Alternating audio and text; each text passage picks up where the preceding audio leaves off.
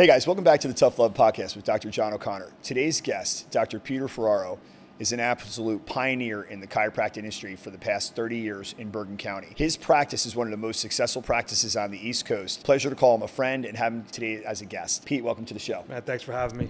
One of the things that I wanted to start with was, first off, coming up to your location. Wasn't my first time there, but seeing your team, seeing the workings, and seeing how you orchestrate that huge business, I was beyond proud to call you my friend. I appreciate that. And I actually was speaking about you at that event of mastery level chiropractors and had said that you have a prestigious office practice location. Let's give the audience a little bit about yourself, almost 30 years in practice, how you got started, the mission when you started, and now that Max started school, the fire that you have. And so let's just bring it to the audience up to speed, like how it all started. Yeah, so it didn't start for me, like I think a lot of chiropractors where there's some family involvement. I was pre-med. I was going to go to med school. I was an artist and I wanted to be a plastic surgeon. And I realized as I was going through pre-med at Seton Hall, it was great. I loved every bit of it. And then I got hurt playing flag football in just like a fraternity event. Hurt my neck, got a burner. My primary doctor, he got me to some physical therapy. Nothing was really helping. My fraternity brother's father was a chiropractor. He said, you know what? You just got to go see my dad. He'll have you all fixed up. I had never been to a chiropractor before. Dr. Charlie Palin, I'll never forget him. He was the man. And so I go, and sure enough, 2 visits later, I'm like $1 million. I'm like, what is this, right? There's something to this. I started going to his office every Saturday morning on my own, just to shadow. I watched him. I watched what he did. I loved every minute of it. I loved watching people come in crippled and leaving with a smile. It was just the most amazing opportunity. The fact that I was able to do that, I had all my prereqs. I decided I wanted to go to chiropractic school early. Went to New York Chiropractic, graduated in 96, and the rest is history. Started out in a small practice with a partner, and over time grew that practice. In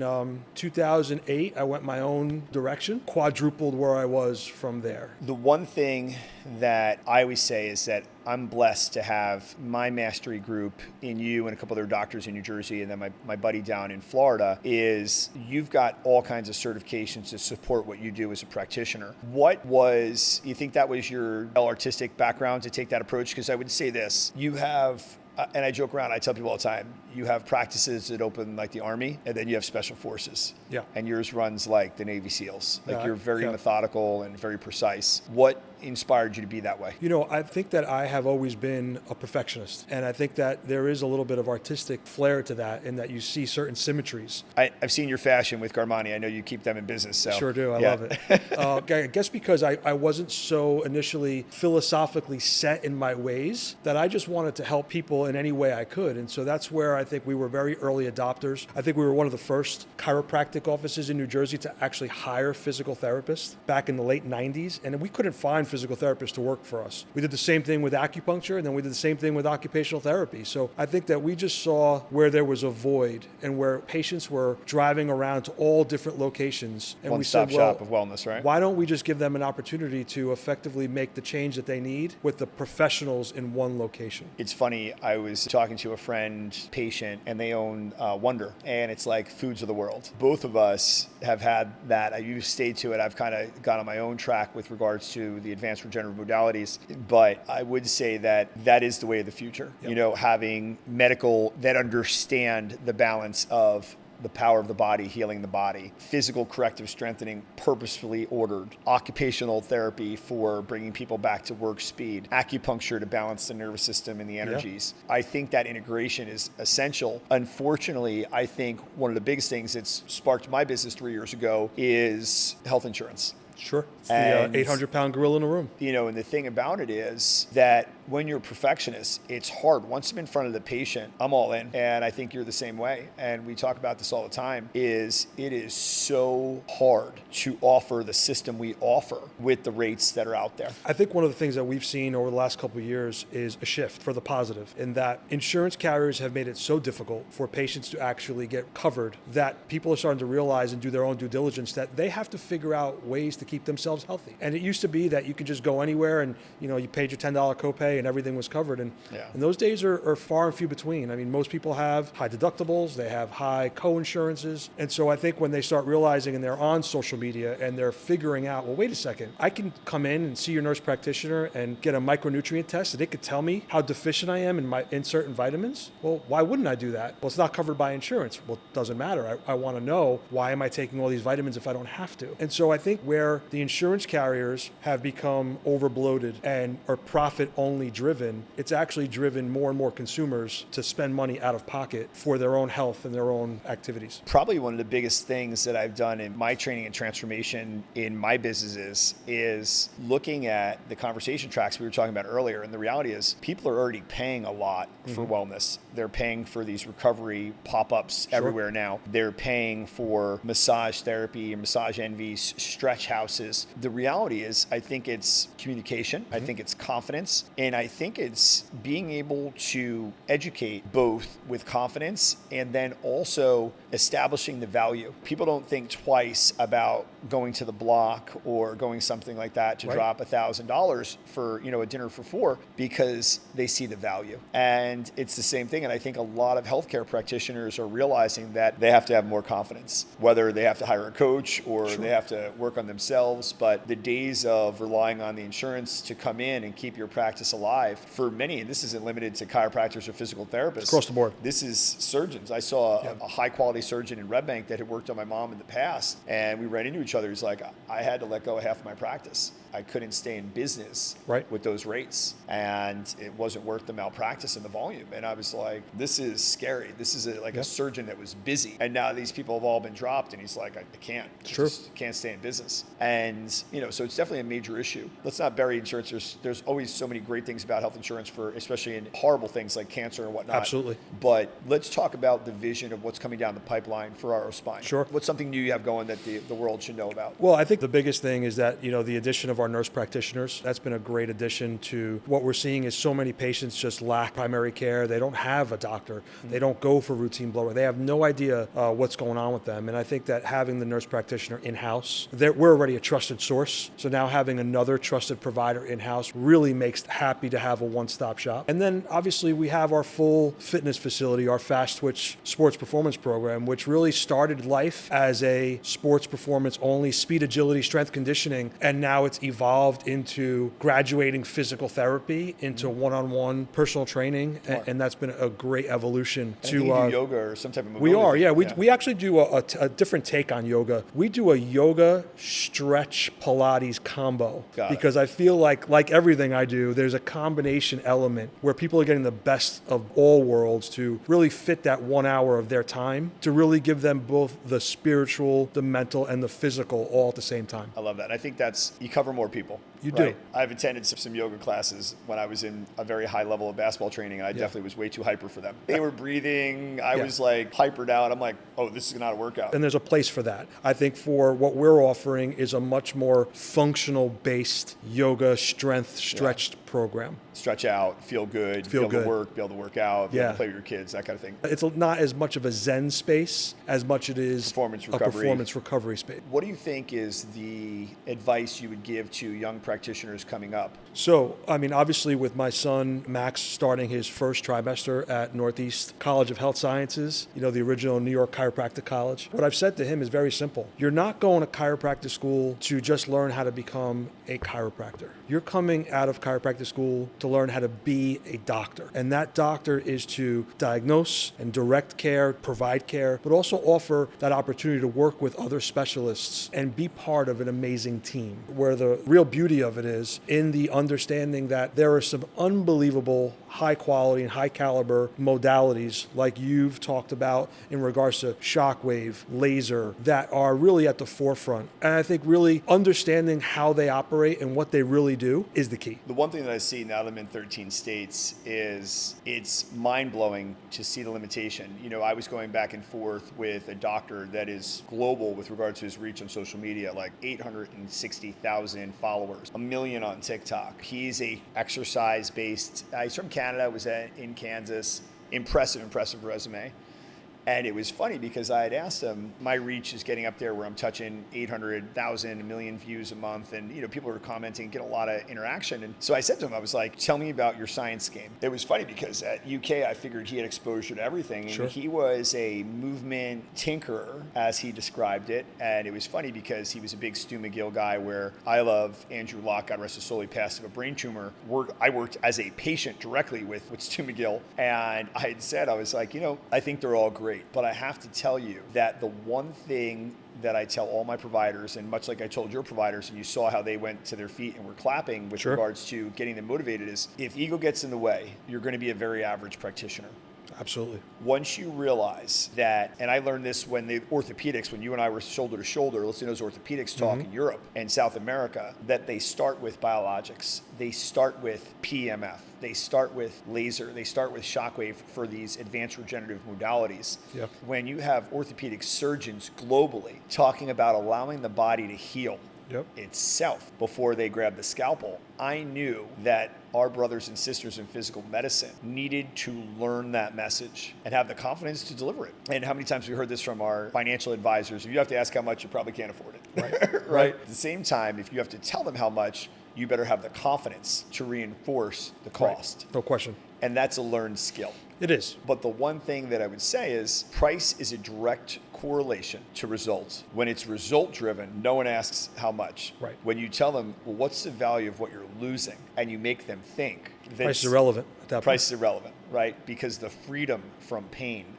freedom from inactivity is priceless. Correct. What would you say to Max as he's about to graduate? And at that point, you and I are goats. We're goated. We're on the tail end here. We're definitely in the back nine. What would you tell him as far as how to balance work life, how to handle staff, how to interact? What would be some of the pearls you've learned with 30 years of experience of being, you've always been a boss? Yeah, I've always been a boss. And what I could say is bosses don't have a lot of balance in the beginning of their game. So I think he's going to come into it in a way where, he knows that he's not coming in as a CEO. He's coming in, he has to understand the value of everything. When he interns for me over the summers, he's working. He's changing face paper, he's cleaning tables, he's a scribe, he's writing notes, he's understanding the language. I've put him through the ringer before he got to chiropractic college. And so that when he gets there, his job when he comes out is just to be the best doctor he can be and really exemplify what that means. I said it when I wished him luck when you put that post up. I can't wait to work with him. I'm going to make this offer on international podcast right here. If he wants to shadow me when I go to practices throughout New Jersey as I'm coaching, if he's home, he can definitely jump in and see what I do. I appreciate that. I think he would jump all over that opportunity. The one thing that I would say that as a profession, and we talked about this a few months ago, is not every chiropractor, physical therapist, occupational therapist, even orthopedics are created equal. In light of the recent politics and world affairs, it's very similar to being understanding of everybody's practices and doing more about shedding sunshine on people versus being disparaging in how we speak of each other. I think our profession is quite guilty of that. Absolutely. I can't tell you how many posts I'll see on social media of one doctor knocking another doctor down for the way they practice. And we see a lot of that now, especially some of the younger generation coming through that is more exercise based, but they don't do anything other than the exercise.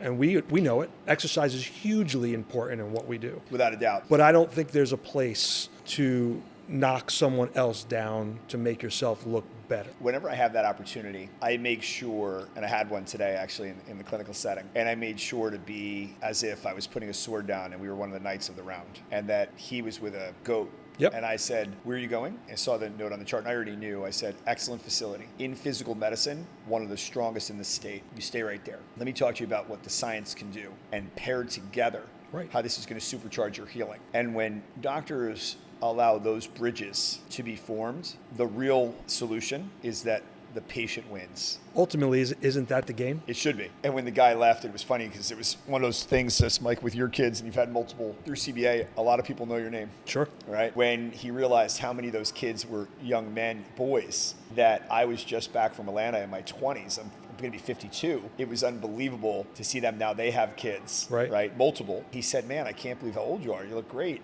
but more importantly, how you wish everybody well. I said, that's what it's supposed to be about. Yep. You want to see the most successful people. There are outliers that they just bash everybody, but for the most part, you know, they're the ones that are like, they're the best. They're no great. question. I think that New Jersey's become a hotbed for private equity. We know that healthcare has gone that route. I think there are some in that community that have done a good job at creating a brand and building facilities. But for the most part, it sacrifices quality for volume and revenue and just bottom line. As long as we're out there and we're providing the quality and level of service that's available, and with your coaching and some of my mentorships that I've offered, I think that will continue to accelerate. The big thing that I would say is in a practice that's balanced like yours, and you have devices. I mean, obviously, I guess it calls the friendliness of it with the machines. The one thing that I've learned, especially this weekend, there were so many providers there, is the biggest advice that us going in with half a century worth of experience with the two of us is all machines have benefits. Yep. We saw that side by side when there were doctors that would have a radial shockwave versus focal, a focal shockwave. And they'd have both machines using them simultaneously on the patient. And I thought that was brilliant because I do that now. It's the way I treat. And I may lead with my MedRay, but I could have the EMS right there because of a gentler contact, or I need a bigger surface contact, or whatever that may be. Or just a variety of condition that's occurring simultaneously. And the young practitioners that'll be mentoring under me, they'll ask questions. And they'll be like, well, why don't you just do that one? I said,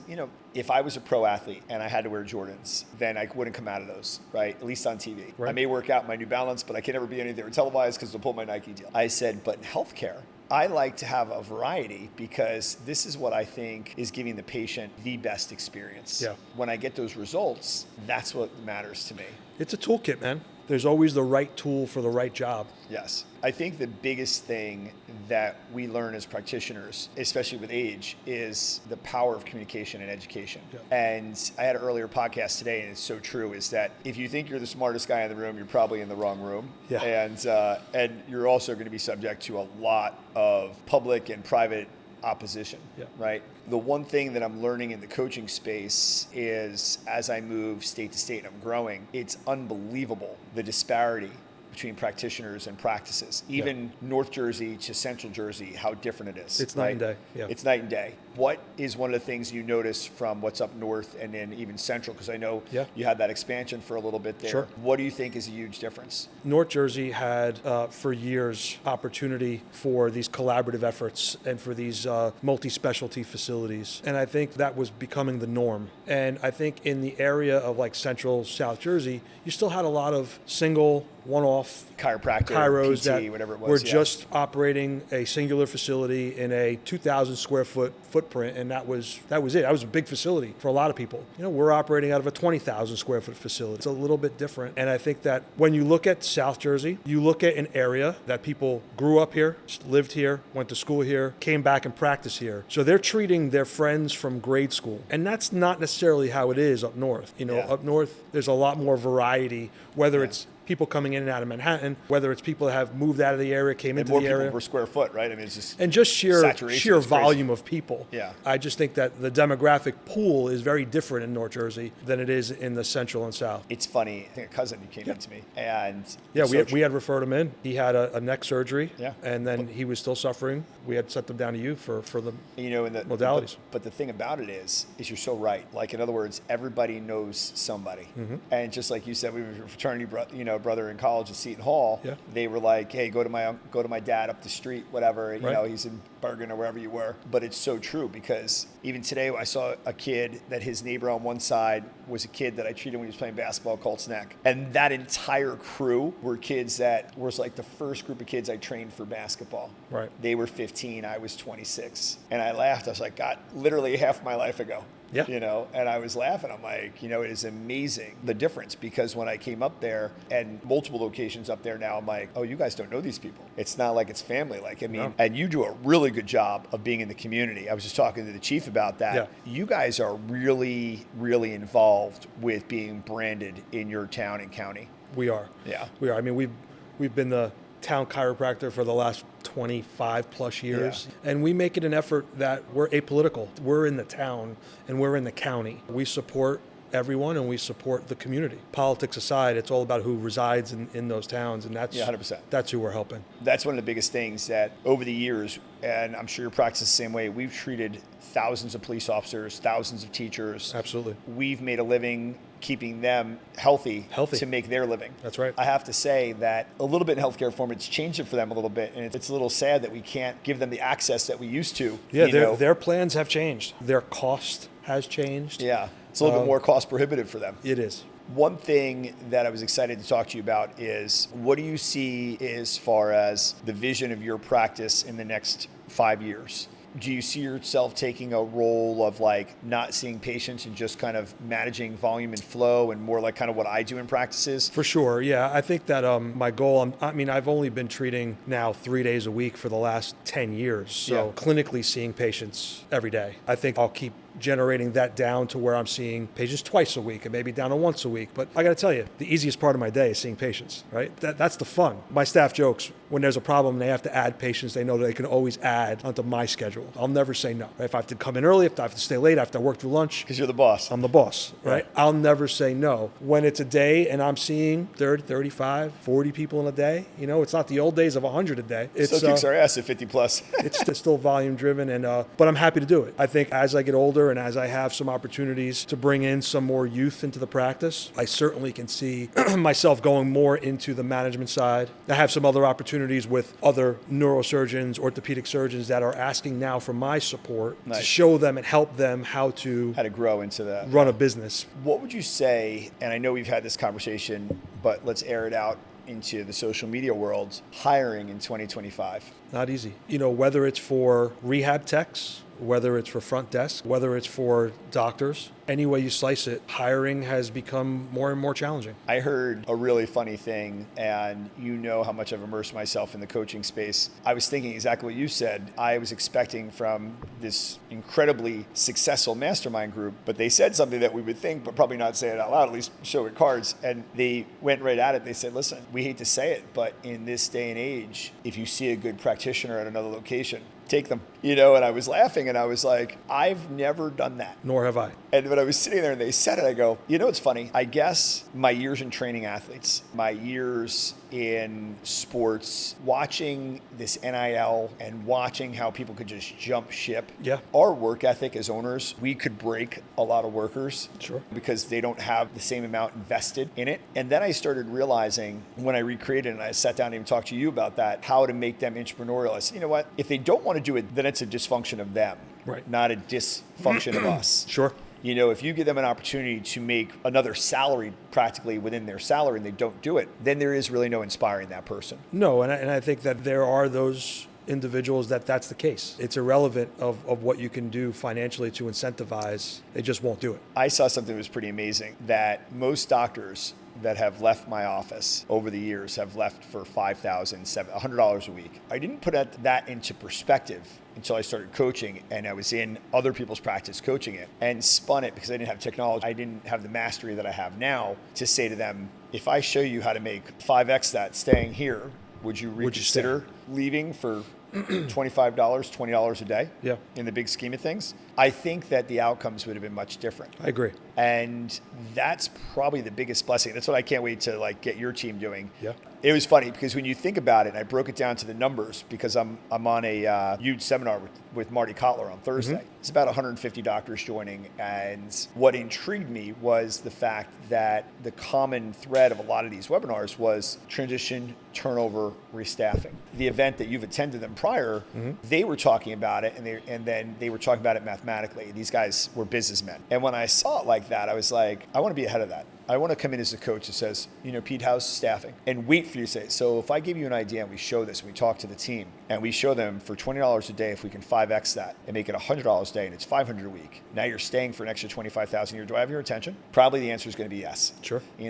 And by the way, I'm not asking you to see more people. I'm asking you to take more time, be more considerate in what you're offering the patient, and offer the patient for the best results you can see. If I show you a pathway how to communicate that, would you be interested? No question. When I went through it that way, I was like, the turnover turnover, it's got to be less. And again, the funny thing about it was, then I asked a financial guy, and they said, it's why we leave and go from company to company. Or we take our book, we're making $1 million, and you we go move somewhere on. else, make $1.5 million, $2 million, whatever it is. I'm like, wow, it's amazing. I need to apply this in healthcare. These doctors think the grass is greener, but the reality is it's the same busy schedule for an extra $20, and they wind up quitting again and again and again. What they don't realize is that we're trying to instill and build loyalty. They haven't grasped that concept because a lot of these doctors have jumped around year after year after year and have never had the experience of actually having a team. We sat in, and I'm sure that you'll have experienced this too. It was right before COVID. It was a great run. And you'll have a couple years where it was an amazing run, all the same staff. And we had a holiday party that I sat there probably my entire adult life as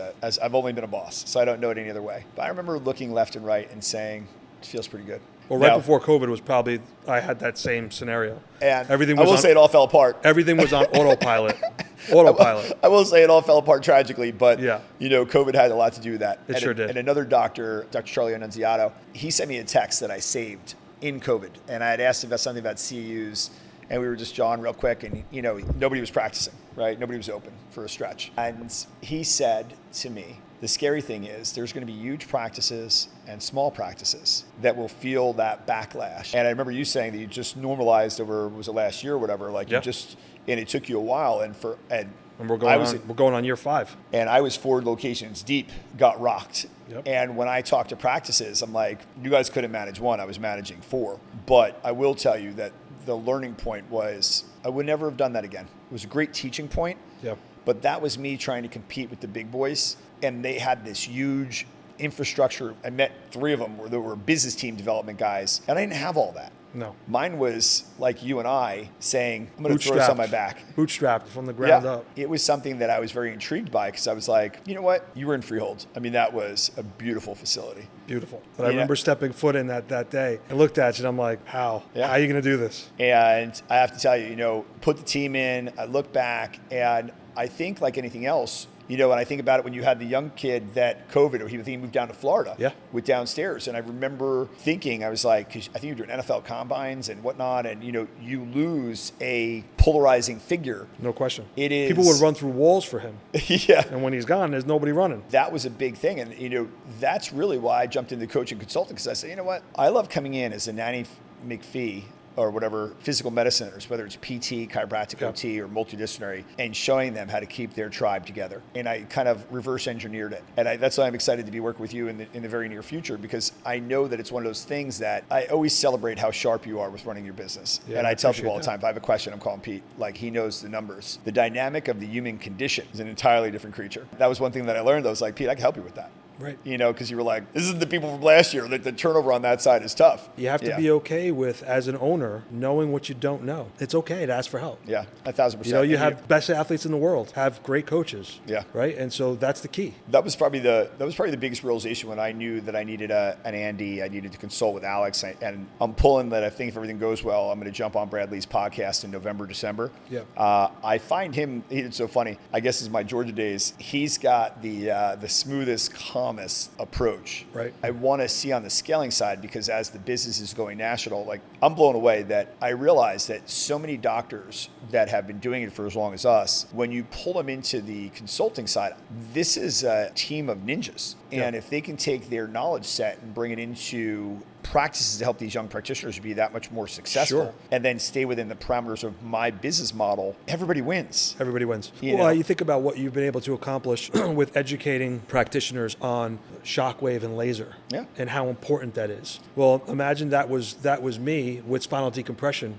Day 1. I know. Right? When it first came out, like that was all us. This is what I said. We're Medray Laser and Technology. That's my host company. They're deep in with DCOA. Yeah, I mean, Disc Centers of America has been great. And that's one of your you're that's certified. one of my certifications. Yeah, that's absolutely. one of your certifications. I'll be down there again this year getting recertified, because you have to keep learning. Yeah, and the thing that I see that's very impressive with any of these organizations is, I think if you're going to do anything, whether it's orthopedics, chiropractic, physical therapy, you want to rub elbows with the best. Yeah. And when you do that, it forces you to level up. Us as type A it does. competitive people. Because when I was in that room and when that guy put that board up, there was no doubt he was dead on. He's like, this room generated 500 million in whatever, and we have K1s to show you, like, real deal. Now, again, it was outside chiropractic. It was impressive to see, because philosophically, when they were speaking, they walked like a duck, they moved like a duck, they quacked like a duck. They were chiropractors. Yeah. And I was like, this is what I want my son to see that's going to law school. This is what I want my daughter to see. It's like, whatever it is, whether you decide to be a nurse practitioner, occupational therapist, chiropractor, you could be bigger than that piece of paper you hang on the wall. No question. You just have to have a vision and then You have have to be okay with not being mediocre. Tell me this. So impressive to see us both bounce back from COVID, and your practice is back to packed and you are crushing it. What's the one thing we'll leave here for young practitioners coming out that you would give them advice if you had to give them like a one pager on, this is what I do every day to build a practice? I got to tell you, there's nothing like effort. I wake up every morning excited to get to the office. I wake up every day wanting to be busier and better than I've ever been. That drive has never ended. I think if you're going into a profession, any profession, for the dollars, you're going to be sadly mistaken that it's just not that easy. If you go into it with passion, excitement to be the best doctor you can be, the money comes. Without doubt. It's irrelevant. But the one thing is, just be passionate about what you're doing and you crush it. Agreed. Guys, thank you so much. First off, Pete, thank you. This has been a long time coming. Man. Absolutely. Ladies and gentlemen, you guys don't realize how hard it is to capture busy docs. He had to rush down an hour and a half up to get here today. This was absolutely fire. I was so excited to share his amazing story, the success that he's had. So Pete, thank you, my friend. Yeah, thank you. Guys, you. thank you so much for joining us today on Tough Love. Look forward to seeing this podcast broadcasted. God bless. We'll see you guys again soon. Take care.